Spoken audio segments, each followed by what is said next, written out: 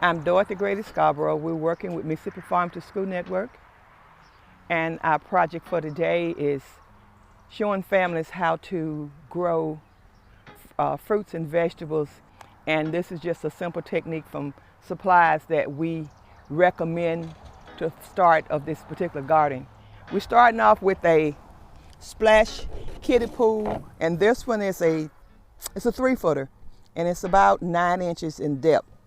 This is what we're encouraging families to start with. One of the things to do, because this was designed to hold water, so what we have to do to make sure that when it rains, that the water doesn't retain in the bottom of the pool.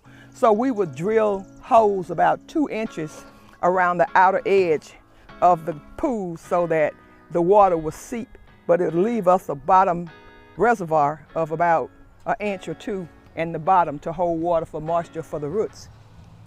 Also, with this particular pool, we'll have a combination of soils that we're going to blend together in this pool. Some garden soil, some topsoil, and just some grow mix. And then we also have compost with manure mix.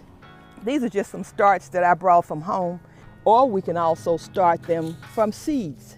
Some children might be reluctant, so we are encouraging gloves if needed. Also, we're going to need a watering can. Our garden tools, we got our shelver, our pitchfork, our cultivator, and this one has our measurement gauge. This is one that we dig to use in order to open the soil up to put in our transplants. Wherever you choose to place your pool, you try to look for somewhere that's near water.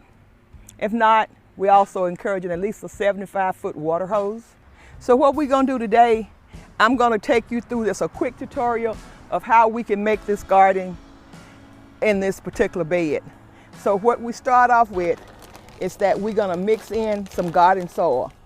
And it's going to be almost like we are layering it, almost like you can say the way in which mom, dad, that we do lasagna. And this is our grow mix. Then you're going to take that also and layer it, spread it. Now this one has the compost and manure mixture. This is your necessary nutrients that you're going to need to feed the plant. Now this one is the topsoil. With this topsoil, it's going to add the texture that we need to do what we're doing for the top part of the bed. And we're spreading it as well. This one also helps hold moisture.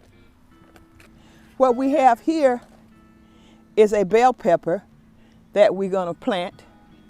And the reason we dig down below the stem base, that would allow us to be able to cover all of the soil that's around that particular plant. And I'm so used to using my hand, that's why I'm not using this shovel, but I use my hand in the soil. This is a butternut squash. This squash is one that I had planted from seed. Now I have 2 tomato plants. One of them is a cherry tomato, and the other one is a beefsteak. This is the beefsteak, and we usually try to plant this fairly deep because of the base of the plant. It gives it a stronger root base. But in between here, I have some seeds that I'm going to plant. And some of these are root crops that we won't have a problem with. So we got kale, and kale doesn't do as much growth in the air to compete with this, but we just gonna maximize our space. Also carrots. Carrots will be an awesome plant to plant in here with these tomatoes because it's considered a companion for the tomato plant. So what I'm gonna do is just section off a section to put each particular seeds in. So we're gonna track this just simply by putting a few seeds in trenches. So as they come up, if we need to remove some of them, we can. But after we finish planting The main thing that we got to remember is to go on and water. We're just going to put just a light coat, and that's about 1/4 of an inch or 1/2 inch into the soil. You don't want to put it too far down because the seedling will have to fight its way up. What we have here is called rainbow chard, and it has multiple colors, and your leaves also has multiple colors. And it's something, I like this one simply because when you're dealing with children, variety of things and beautiful bright colors excites them. The reason I chose these is because of the nutritional value. Actually, any green leafy vegetable is actually high in iron, and it's just an awesome thing for our children to be exposed to. This is a little bit larger seed, and you want to make sure your seed is covered because our friendly birds is always foraging for food. And when they see something that's edible or they think it's edible, they're gonna come and get it. So the back of your packet has a wealth of information. It teaches you how far deep to plant the plant.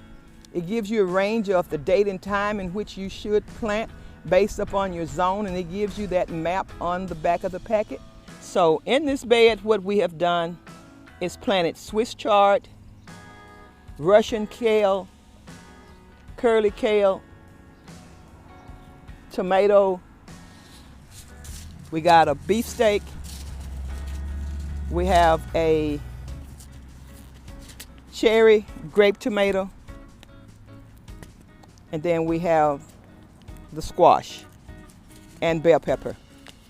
All we have to do from here on is just wait, keep it watered, keep the soil moist, and expect to see sprouting within 7 to 10 days. You have everything you need here. This garden, you can treat it the same way you would your own body. You gotta have water to survive. So does this garden. But on our tomatoes, we're gonna water right at the plant so that we can get the root base and making sure that we keep that root moist. And until this plant shows some growth, make sure you give it water at least every other day with the heat. As it thrives, we can go to, it says 1 inch of water a week.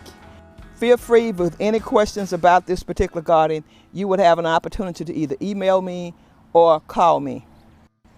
And we will work with you, teach you the next steps with this particular garden. And we wish you good luck.